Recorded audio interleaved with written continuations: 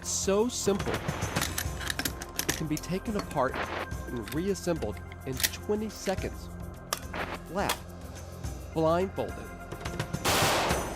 It's been called the real weapon of mass destruction.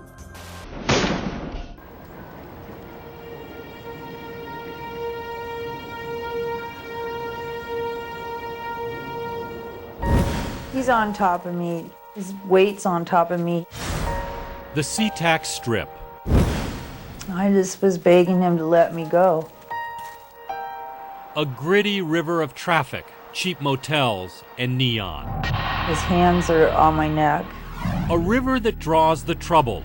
I'm still fighting. I was trying to live. The hitchhikers and the hookers into the darkness along its shores. And for a time in the early 1980s, those tragically unlucky, desperate, sometimes naive young women flowed with it, only to end violently, tossed into another fast-running current nearby, the Green River.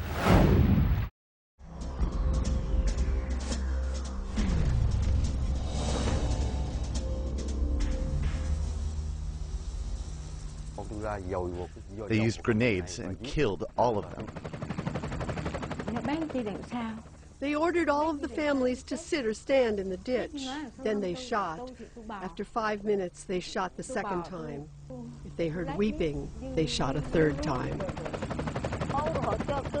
My 6-year-old son and I, we lied down and used the rice to cover us. Then 3 or 4 bodies fell on us.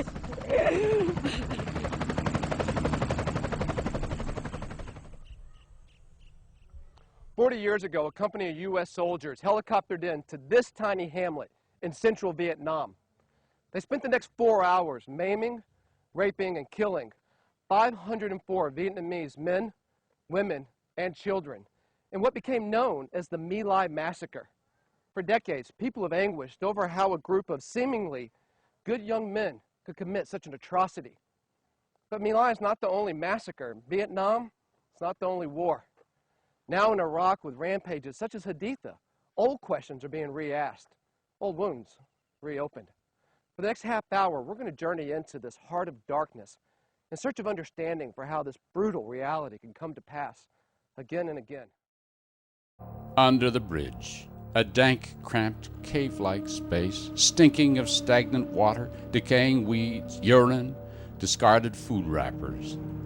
There were more than a dozen teens crowded there, some on the bank, some on the staircase nearby.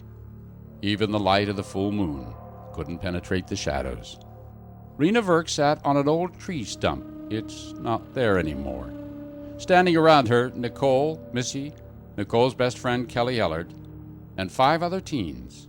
I asked her, I was like, why are you saying stuff about me? And then she called me a bitch. It just started. I put my cigarette on her forehead. You what? Put my cigarette on her forehead. It was so quick. And then she pushed me, and then Kelly jumped up. And she turned to run away, and she got halfway up. I don't know who it was, but somebody pulled her down.